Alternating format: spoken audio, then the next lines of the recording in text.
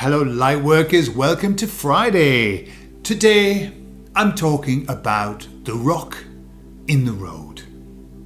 So if you want to know what that means, I'll see you on the other side. And remember, I'm not on YouTube, I'm on BitChute. Information down below.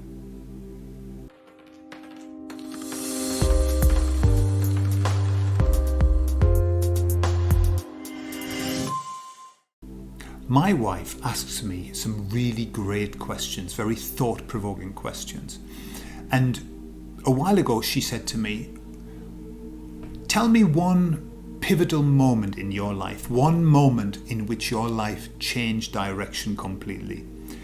And I remembered a time that I was standing in an office down in Nottingham, in Alfreton, and I was looking at a bookshelf.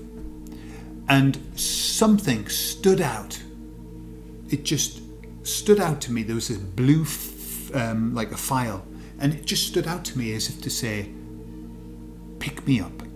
Literally, that's the feeling I got. Pick me up. So I took the file, and it was a course that somebody had attended by a guy called Louis Tice, okay? And it was about affirmations. I didn't know what it was about because it didn't say affirmations on the file. It was something like communicating excellence or something like that. And so I started to read this, and it had cassettes when cassettes were out. And I was blown away because this was in the 80s, and this was long before the kind of a spiritual cosmic ordering, ask and it shall be given came out. This was a guy who had learned the power of affirmations, but from a scientific viewpoint, from understanding the science of it. He wasn't talking about spirituality. He was talking about the power of the mind, the way that the mind can make anything happen. So at the time and the place that I was at, that was exactly right for me. I was always a spiritual person, but at that moment I was very focused on the power of the mind. Okay?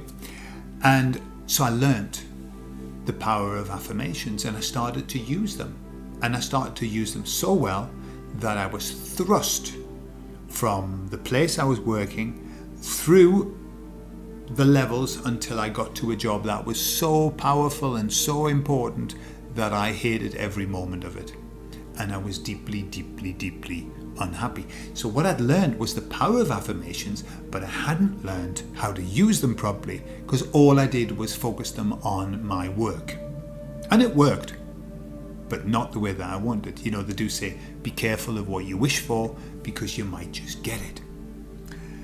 However, what's the point of me telling you this? Well, I'm telling you this because I learned so many valuable lessons about how the mind works from that course. And one of them was called the rock in the road. And let me tell you how that works. So you've got a child who's learning to ride a bike.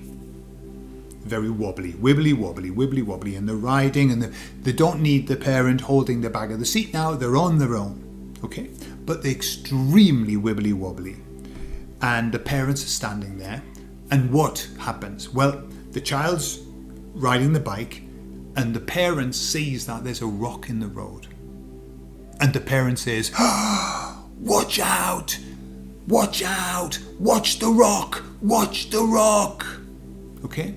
And the child clearly follows those instructions and sees a rock, and would you believe it, hits the rock and falls off the bike and cries. Okay? And the parents shout, Why? I told you to watch the rock. And if the child had anything about them, they would open one tearful eye and say, yes, I did exactly what you told me to do. Okay? So this is the rock in the road syndrome, which is what we focus on, we bring to us, or we bring ourselves closer to what we focus on. Whatever we choose to put our attention, to place our attention, is where, as they say, where your attention goes, energy flows. Okay? This is such a vital piece of the puzzle for us. It's a clue that once we understand it, we can then avoid doing the mistakes that I made, making the mistakes that I made, which was placing all of my attention on one area and not doing that very well, not considering the consequences. Okay? I think I mentioned that years later, I discovered that what I should have been affirming was happiness. Because when you have happiness, you have everything that you need to make you happy. Yeah? If only I'd learned that 20 years before. However, you live and learn, don't you? So, let me give you an instance of how this is playing out at the moment. So, I live in Spain. My wife, Cynthia, often she follows all of the Spanish awakened leaders, of which I am not a great fan. And I'll tell you for why. So, she has her mobile phone with a video playing, and I can hear, as I'm walking past, I can hear the discussion. Now, if I had €5 for every time I heard the word vaccine, €5, here, vacuna, okay, I would be exceedingly rich. I would be rich beyond my dreams. The reason is, that's all they ever fucking talk about. Every video. Vaccine, vaccine, vaccine, vaccine, vaccine, vaccine, vaccine. Now, because I understand this system, I understand how this shit works, I'm thinking, what on earth are you doing talking about that all of the time? Why are you focused so much on that? When we focus on it, where our attention goes, energy flows. What on earth are we doing giving all of that energy to something that we don't want? Okay? So this is something that we can start to apply in our lives. This is why, if we spend all of our time talking about the negative, if we spend all of our time talking about what we don't want, okay? And we do, look, it's been inculcated into us. I wonder why. Yeah, I'm sure it's not a mistake that has been inculcated. The way that we use language. For example, a classic. Parent sees the child with a cup of water, right? Just imagine, cup of water, and the child's not doing something that it should be doing. It's a precarious moment. The parent says, and how many of us have said this? You're going to drop that cup. You are going to drop that cup. That's what we say. Hey, be careful. You're going to drop that cup. Watch out. You're going to fall. And then they drop the cup or the fall, and we say, told you. Okay. Without accepting any responsibility for the fact that we've just told them to do it. This is a command. This is an affirmation. You are going to fall. You are going to drop the cup. Okay? Our full attention is on that. We are expecting it. We've seen it, because to say it, we've got to see it. Okay? To say it, we've got to see it.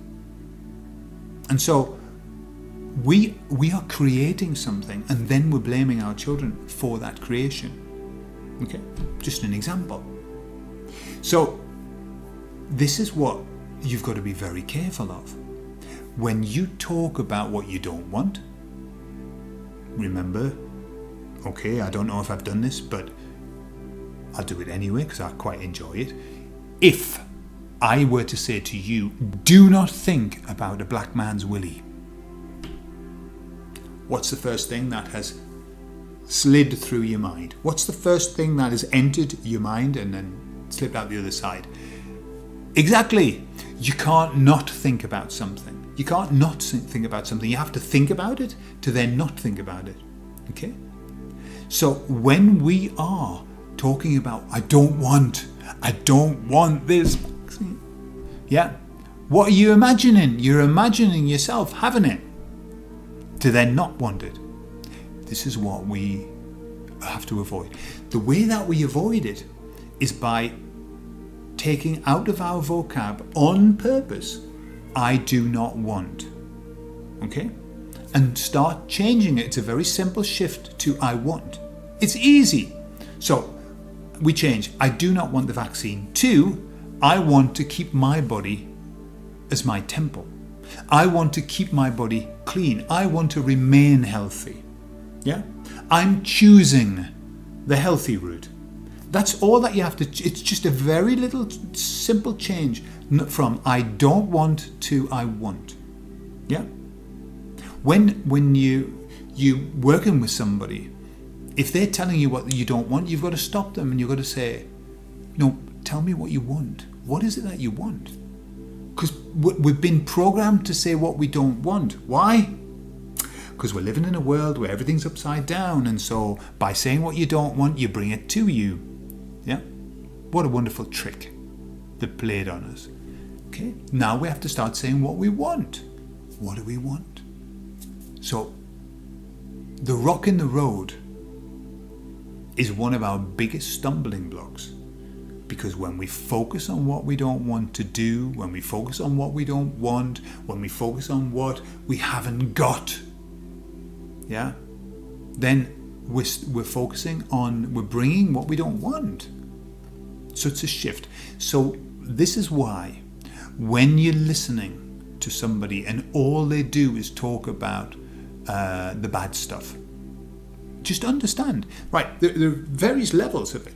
Like, all right, you're depressing the shit out of me. That's one level. I don't want to feel down, because when we feel down, we're vulnerable, okay? But the other level is, I do not want you to put shit in my mind. I don't want you to manifest into my life what I don't want. Shut the fuck up. And find people. There are tons of people who talk about nice stuff, you know. Tons of people. Tons of people. Unfortunately, what's happened is this. At the beginning, the people who how can I put it? The people who had the loudest voices stepped forward to become the spokespersons for the awakened world. Right? Now there is like listening to dinosaurs. They are so 3D. It's awesome. They are so last year. Yeah?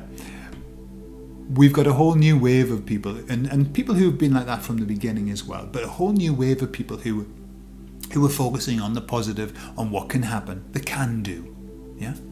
Not the can't do, yeah? The can have rather than the we want, okay? Just make sure that that's where your focus is. If you hear yourself talking about what you don't want, change it. Say, well, what do I want then? If I don't want that, what do I want? Then you give it power. Then you start affirming and you start bringing into your life what it is that you want. Okay? As the saying goes, if you think you can and you think you can't, you're probably right. The same applies to this. If you want something or you don't want something, you're going to bring them both into your life anyway. So just choose what you want. Okay? Have a great weekend. I'll see you on Monday. Adios.